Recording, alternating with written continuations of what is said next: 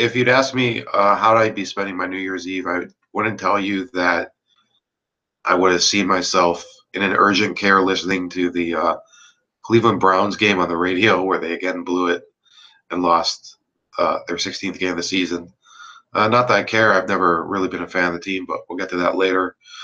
Other than that, worked out today.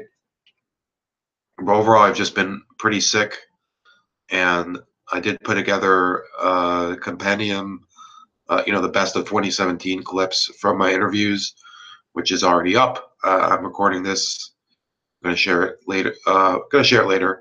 I'm doing less live streams because it's easier to control the length. So this will just go up.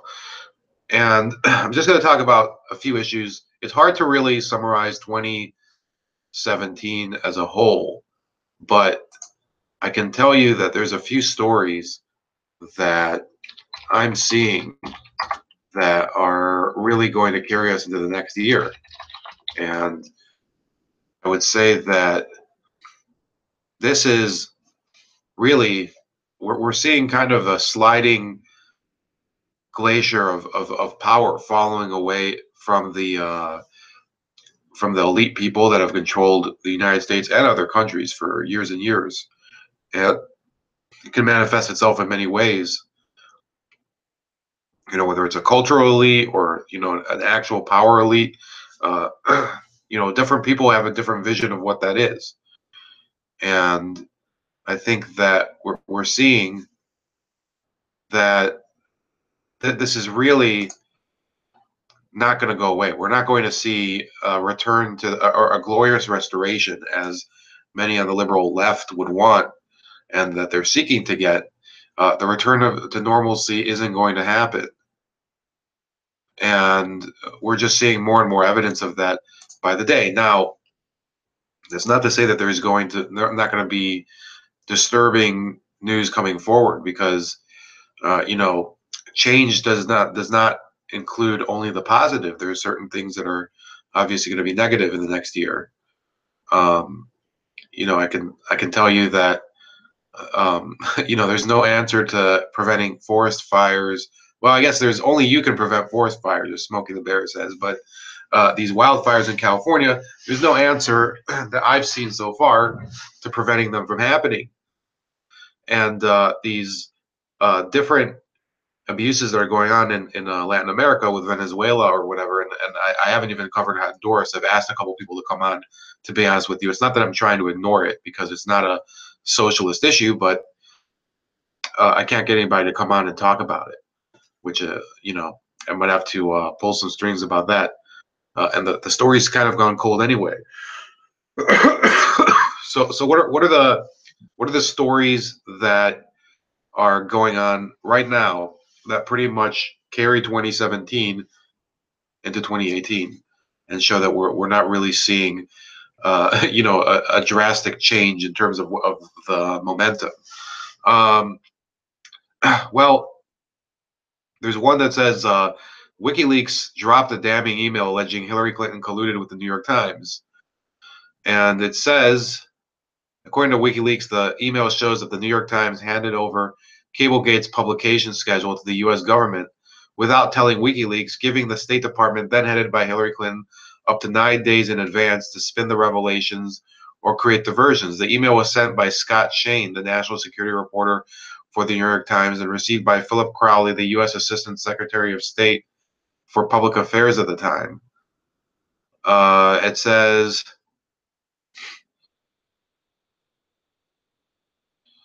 this is something that happened in, I believe it was 2011 or 2012. Let me see, 2010. That was when Hillary Clinton was the Secretary of State. So essentially, we're seeing the corporate media. They didn't just cover for Hillary Clinton when it was evident she would become president. They were working for this woman while she was actually in office as Secretary of State, and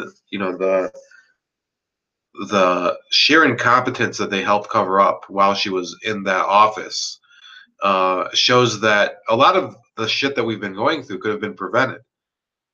If you really think about it, there could have. I mean, I'm not saying I would have voted for them, but there could have been a Democratic alternative candidate. Bernie Sanders would have been an example, but there's other people.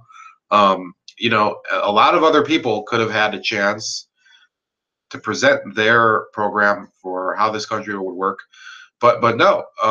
This type of behavior of basically closing ranks behind this person who was the symbol of their access, their closeness to the office. That's the type of behavior that the media engaged in the basically in the lead up to 2016 in the election, and that's what doomed them. Because at a certain point, it became obvious that this was stuff that was well coordinated. People knew stuff, and they weren't telling the truth, and they weren't being forthcoming about what they really knew was what was going on, and they've continued to be that way. And it's almost like some sort of social courtesy that they do to each other, that they keep each other out of trouble, even though we all know that these organizations, whether it's the news or these national security agencies, such as the FBI in this case, and the NSA and other agencies, that they watch each other's back. So you have the media watching the back of the corporate, the corporations, and the corporations are donating to these candidates, and you have these national security apparatuses that they're also being helped by the media in this case. The State Department would technically, it's not a national security organization, but well, why does the New York Times have to notify them of an upcoming bombshell story? That's not really the job of the media. So and together with that, you have a day ago it said, this was an opinion piece on CNN by Paul Callan, where they said, let me see if this, hope it doesn't generate one of these stupid videos. Okay. CNN said that Trump is right about the FBI. And they basically, now, I don't know if it's the official editorial policy of CNN. It doesn't say much at the top, but, well, it says the opinions expressed in this commentary are his own. But this is a guy, he's a homicide prosecutor from New York. And he basically goes through the litany of issues that the FBI created in order to hurt its own case, should it have had anything to bring up against Donald Trump. It appears right now that there isn't. And we're going to have to wait to see if anything does come out, and whether this Mueller probe actually produces anything. And those people that think that the Mueller probe is going to go away right away, no, these things can die a very slow death. The inquiries into President Clinton went on past his date of leaving office. I think they finished in 2002 under Ken Starr's replacement, Robert Ray, and nothing happened. And that's unfortunate, because there was a lot more to go on over there than over here. But I guess we as a country, we're going to have to live with the truth that a lot of the problems that we have today could have been solved back in the 90s if people had done the right thing, come forward and revealed what the Clintons did to the people of Arkansas, to the people at Madison Guaranty Loan. It's really a problem now to try to correct things that happened in Arkansas in the 90s, or in Haiti since the Clintons left office. And that's, again, people are expecting, 2017 is it's a new beginning. Well, if it's such a new beginning, every year's a new beginning, then why don't, I mean, people haven't changed. The Clintons haven't changed. I don't think Trump's changed. So, it's going to stay the same way in many respects. Now, before I get to the story, I think is kind of, personally, I think it's a very underrated story, but who knows? It could develop even bigger. So, develop into something bigger, I should say. um, or actually, I have two of those stories. I'm going to talk about the Browns season ending. And now, I of course, am a Cowboys fan. They did win today in a meaningless game that was very poorly played, and I didn't get to see because, like I said, I was rushing to the urgent care. I had a throat swab for strep, uh, negative, so I don't have strep. But um, you have a team didn't win a game for an entire season. So some people would say, "Oh, that's the worst team in the league, and they're an anomaly." Well, if you look at the entire league for the past season, the Cleveland Browns are a symbol for what the entire league has been going through. There's just a lack of interest. A lot of players are simply, that they don't seem really as competitive as before. Um, and there's just not as much of an emphasis on the what's going on the field.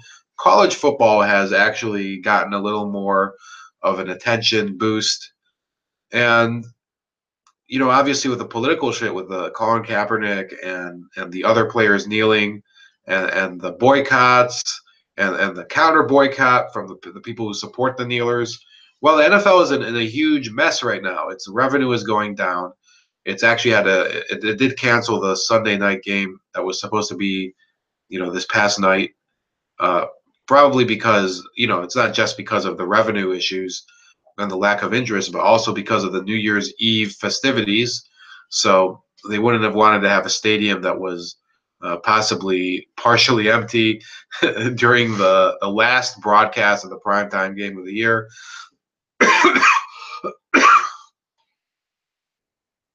But anyway, there's a real problem there. That this league that was once the symbol, that they put on these NFL films and people would watch them, and it was basically, an artistic expression of what American sports are like. These NFL films were epic. They would show a lot of this competition and the toughness of these players and whatever. What's been produced in the past year, you can't really say the same thing. I mean, obviously that you could hyper produce it and make it come out as something better than it is, but that's not really the truth. And you look into the stands nowadays, and even teams that are pretty decent, like Jacksonville, they don't get a very good crowd. I was watching the Ravens game earlier at the gym. That's the only one I got to see. I got to actually see much action from, and the stands were basically empty. Nobody gave a fuck. Neither team was going to make the playoffs, and I mean they were playing Cincinnati, so maybe it's because it's the last game of the season. Maybe it's because of the cold weather. It could be for a variety of reasons, but the NFL is in a malaise, and people are going to be looking for a different type of diversion. I mean, Hollywood's in decline right now. There's there are good TV shows, but people are trying to find a way to deflect their attention from issues that do trouble them in the day to day. Now, I do think that there's a growing optimism among a lot of Americans, but there's certain Americans that are in such a poor state of mind right now that it doesn't matter what the fuck goes on, they're still going to be complaining. So, the NFL is part of it's symptomatic of what's going on with the rest of the country. So now that we got that out of the way, I'd like to address what's going on in Iran. And it's for me, it's difficult to really put a positive spin on something that I've seen before that hasn't gone well. Now, I do think it's good that people are standing up for themselves against a theocratic dictatorship in Tehran. Now, I've seen other commentators. Lionel Nation, for example, a guy really I learned a lot from his show. It's a very interesting show. Uh, has this bizarre notion that because this is something neocons would want, and they would want Iran to fall and be consumed in internal turmoil, that would be a bad thing or whatever. Well, I mean, there's look, every change, just like I said earlier, is going to have some attendant negative effects. And a revolution in Iran could very well cause a lot of pain and terror. There are terror groups in Iran that are against the Tehran government, the Ayatollahs. There's a variety of them. There's Sunni jihadist groups. There's Kurdish separatists. There are Baloch separatists. There are Azeri separatists. I think there's all sorts of issues there, and we can't pretend that this is gonna create a harmonious Middle East, that Iran will suddenly fall, because always there's always some sort of conflict going on between one person and another, and if not them, then you could throw a third party in, and you're never going to have absolute harmony.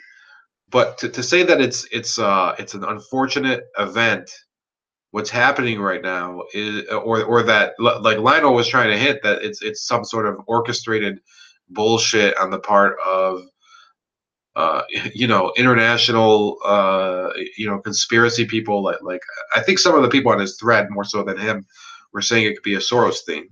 Listen, the Iranian government has been abusing people for many, many years. The people of Iran rose up in 1979 to overthrow the Shah, and they wanted a more free society. And what did they get instead?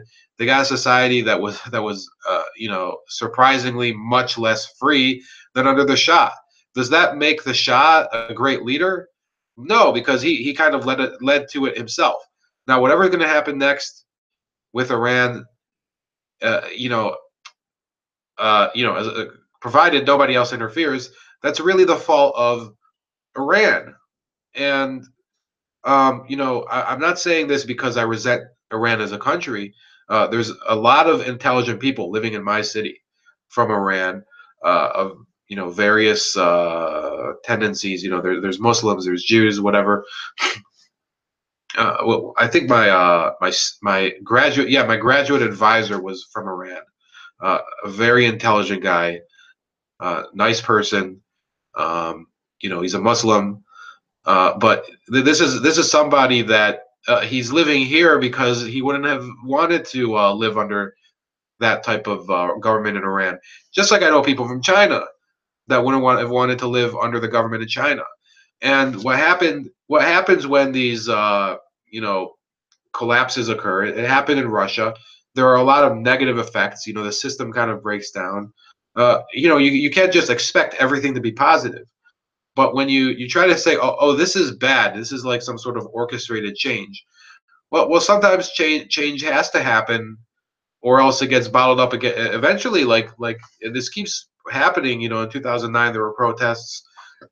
I believe there were protests in 1999, if I'm not mistaken, as well, in Iran. And every succeeding generation has to go through this cleansing by fire by the Mullah regime and their armies. They have their own armies that are loyal to the regime. So every succeeding generation of youth now knows that they can basically be brutalized and attacked by their own people. Now, a lot of people complain about the Israeli occupation, but remember, that's one nation fighting another nation, or as its opponents would say, oppressing the other nation. Whatever you want to say, that's not something that everybody can understand, and there are attendant problems. But what's happening in Iran is actually much more of a troubling event than what happens in Palestine and Israel day to day. The Palestinians are a group that they've constantly been in tension, fighting against the Israelis, and vice versa. And obviously, I have a bias on the Israeli side. Kind of one of the reasons why I don't share as much content on it, because it would be too easy for people to say, well, you're just sticking up for your own people. Well, I'll stick up for my own people when I want to, but I'm actually going to try to follow issues that most people wouldn't really follow. And I think that's a issue that gets overexposed. What happens in Israel now? Remember, today Iran is a much larger country than Israel or Palestine. and it controls very vast oil reserves. And similar to Venezuela, it has an authoritarian regime, and it's an important issue. And for those that think, oh, this is a bad thing that's going on, it's basically creating more upheaval to to satisfy people like Paul Wolfowitz or what's that other guy's name, Max Boot, or what's that, David Frum. Look, those guys may support it. That doesn't mean we have to think that it's a bad thing happening because they support it. Uh, they're right about a few things. Now, on everything else, those neocons have really been complete idiots. What they're wrong on with Iran is that we should never ever think about invading a country like Iran at the drop of a hat just because they're ideological enemies. It's a very difficult nation to deal with. It's a massive country. I think it's 3 times the size of Iraq. We don't need to be invading every country that we have problems with, but we can't be pretending that uh, we can't be gun shy about change having to happen. Ron Paul was the person who inspired a lot of the policies that I believe in, but he goes off the deep end a lot of times. He says, well, what's our right to threaten North Korea? uh, Dr. Paul, North Korea has been threatening to nuke Japan for decades, okay. That's It's not like North Korea is sitting there just pretending that it's just trying to like eat its lunch or something. If it even had a lunch to eat, which most North Koreans don't. So I think that's about it for Iran. Very important issue. One last issue that I'd like to cover before we break for tonight. This issue of freedom of speech and academic freedom, which are two different things, is going to continue to be very troublesome in 2018. Now, what's the issue of freedom of speech? Freedom of speech means that you or I can go on a forum in the United States of America and hopefully in other countries, because we shouldn't say, well, it's only in America we get these rights.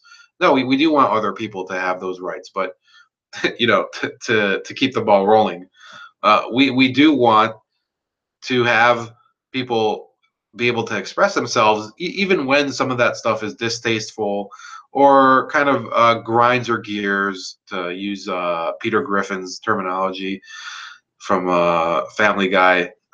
There's a value to having a lot of views that may challenge your own comfort zone, and that's what YouTube has been for a lot of people. It still is for me. A lot of people have been disappointed because they've been kicked off YouTube. The Doctor of Common Sense, one of my favorite channels, was kicked off YouTube. But um, there's that. This is something that we've been fighting for over the past few years. I used to. It used to be I didn't really comment on Facebook even. I used to really comment only on Yahoo, and I'd be like stunned that it would be censored so quickly. It was like bullshit. Um, you couldn't curse on Yahoo. It's like, what the hell? I mean, Yahoo's would post these obscene stories about all sorts of disgusting shit, and then you couldn't curse in the comment section, and I thought that was censorship. Now you're having this development of um, safe spaces, and the lack of free speech in universities and colleges in the U.S. and Canada, and parts beyond. So, and that's like cascaded into Facebook. Facebook starts censoring people a great deal, and it's just been rolling and rolling like a snowball of censorship, and that's really been the problem. Now, people on the right have recognized that freedom of speech. Going to get to academic freedom in a second, but they've recognized that freedom of speech is a crucial element. It's a linchpin of our ability to have a society where problems can be discussed openly instead of being allowed to fester in the darkness. That's something that people on the right, or people that are, that, I don't know what, if it's I would say it is a right-wing value to believe in economic freedom, the ability to uh, start your own business, things like that, not be interfered with by the government. Yeah, that's a right-wing thing, right? So those of us that know that, it's very easy to carry that over and talk about freedom of speech that way. People on the left, it's not as common, and there are some people that do value it very much, and they, I'm not going to, there was Esperanza that was on my interview series, and I discuss stuff all the time, in terms of freedom of speech and something, and they know, a lot of these people that started out as progressives, they know that this freedom of speech issue on the left, which is basically collapsing, it's driving some people out of the left. It's a huge problem for them. And one of the problems that's or one of the reasons that's become a problem on the left is because when you go to the university, they don't believe in freedom of speech, but they try to promote this alternate idea called academic freedom. Now, what does that mean? Academic freedom basically means that these people that hold belief systems that are authoritarian leftist ideas, especially things that have to do with feminism or Marxism, or with any of these other collectivist philosophies, they say, well, we're the dissidents. We live in a capitalist society. We require academic freedom in order to maintain an open society. Otherwise, we don't believe in freedom of speech, because we think that there has to be protection of minorities, and fighting against fascism and whatever. And we know that it's our place to decide who and what is a fascist, a fascist actor, for lack of a better term. So they've been enjoying that type of discretion for years, and until recently, when it's basically hurt the model of the higher education university, because people are starting to realize that these toxic individuals that run these classrooms are and they're individuals only in as much that as they dress differently, and they sometimes they'll, like the guy, I guess I'll share this. I wasn't trying to share much today in terms of images or whatever, but you see this professor with his his pretentious soul patch over here, and then the cock haircut. It's not even a mohawk. He just has a sort of looks like a cock. So this is a guy who, he tweeted out last year saying that all he wanted for Christmas was white genocide. And then there was a backlash. Not going to say whether the backlash was appropriate, because I looked through some of the comments and was like, these guys are kind of exaggerating. They know that this guy is a moron, and is basically an incompetent fool. But we're talking about a person who got a tenured position at Drexel University over in Philly, and for years he was teaching people. He built up a following of people in Philly at Drexel, and it's seen. I mean, I'll read through this higher ed a little. I'm trying not to do that as much because it gets a little monotonous. But it says the last 12 months have seen one controversy after another over the tweets of George Cicciarello-Maher, an associate professor of politics and global studies at Drexel University. In a series of incidents, he has made statements that led to calls for his dismissal. In several instances, the university has criticized him. Cicciarello-Maher and his supporters have said that his comments have been distorted and that his academic freedom has been attacked. On Thursday, he announced on Twitter that he was leaving his tenured job at Drexel. He said, after nearly a year of harassment by right-wing white supremacist media outlets and internet mobs, After death threats and threats of violence directed against me and my family, my situation has become unsustainable, he wrote on Twitter. Staying at Drexel in the eye of this storm has become detrimental to my own writing, speaking, and organizing. Cicciarello-Maher went on to say that his situation illustrated the limits of tenure protection. He has tenure. Tenure is a crucial buffer against those who would use money to dictate the content of higher education. But in a neoliberal academy, such protections are far from absolute, he wrote. We are all in a single outrage campaign away from having no rights at all, as my case and many others make clear. The difference between tenure track and the untenured adjunct majority, which has far more to do with luck than merit, is a difference in degree, not in kind. He added, in the past year, the forces of resurgent white supremacy have tasted blood and are howling for more. Given the pressure they will continue to apply, university communities must form a common front against the most reprehensible forces in society and refuse to bow to their pressure, intimidation, and threats. Only then will universities stand any chance of survival.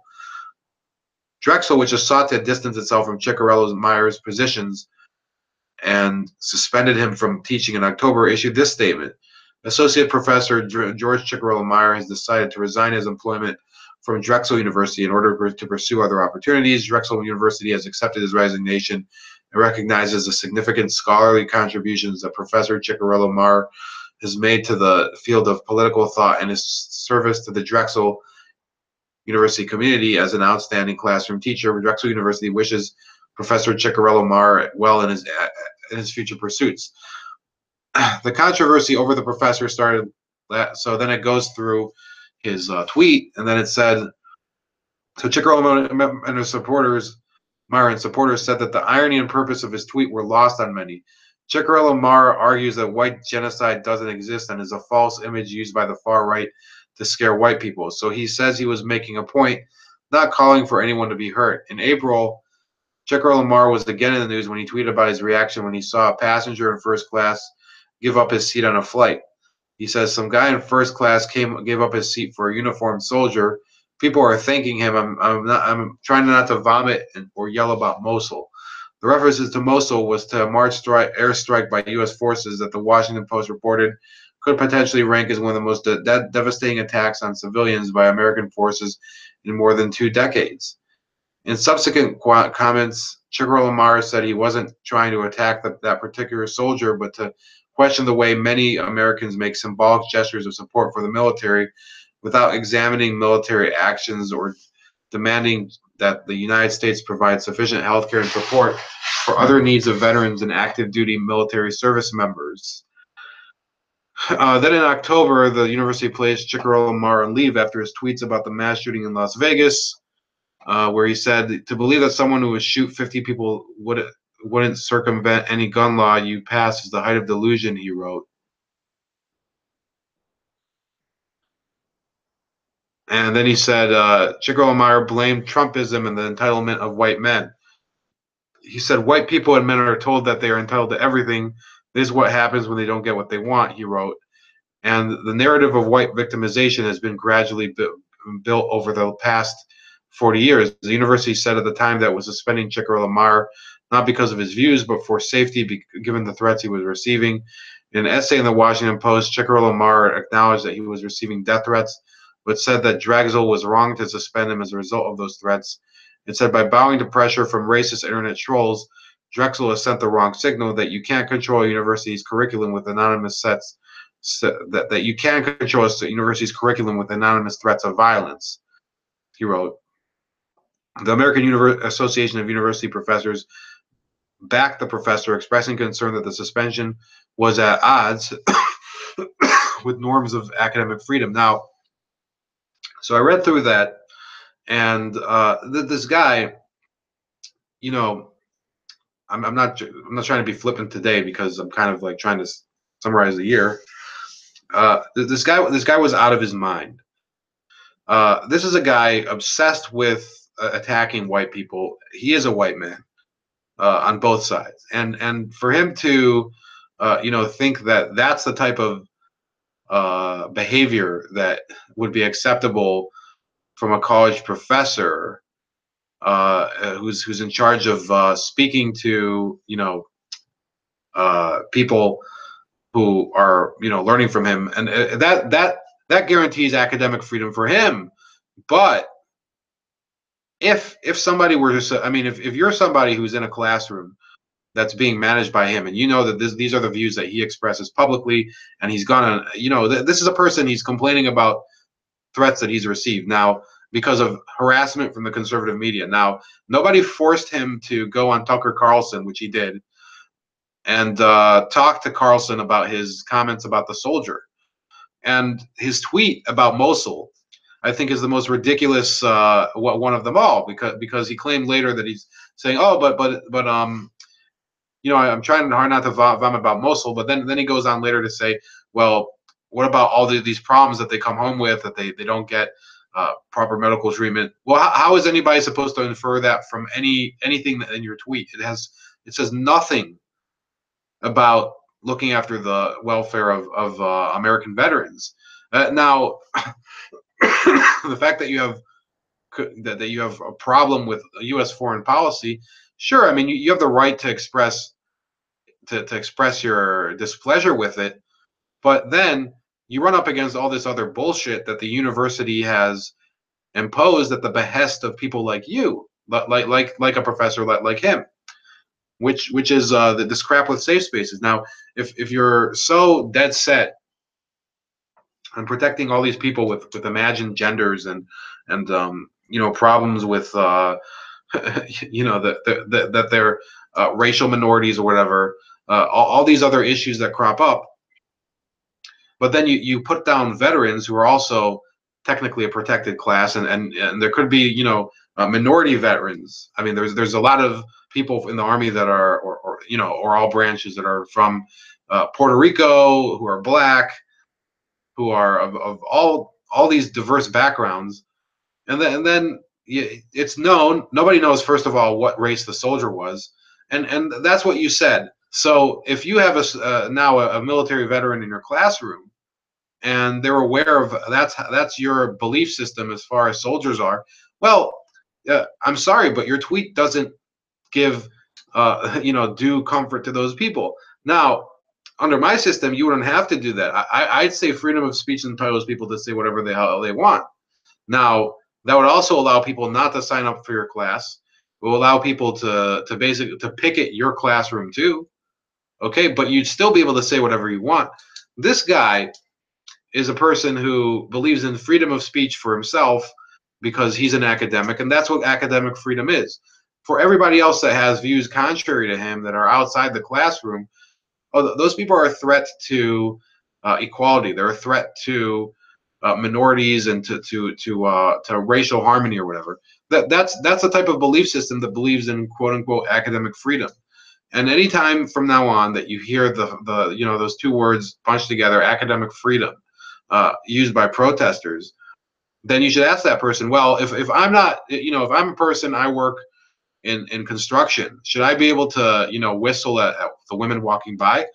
I mean, don't I have the freedom to? I mean, I'm outdoors. I see what's going on. I want to be able to express myself. Why are you, the academic, who's claiming to fight for workers' rights, which is what this guy is? He's a Marxist, full-on Marxist, not an exaggeration. Cicciarello-Maher. Why are you telling me that you can say whatever the hell you want because you're an academic and you need academic freedom? But I work in an actual environment where I have to use my hands. I'm an actual laborer. I thought you were for workers' rights. So that's basically the type of conversation you have to have with them. That maybe you don't know what the hell you're talking about, and maybe you're being very self-entitled with who gets rights A versus who gets rights B. And that's about it. So I hope you enjoyed the past year. I do hope that I'm going to get more viewers. Obviously, I wish I had more, but I think that the quality of what I've been doing has been going up, especially since I've been getting better connections on my live streams, and I've been able to edit more successfully with the new software. So please like this video, subscribe, comment below, share the video, let me know what you think, and have a happy new year, everybody. It's 2018.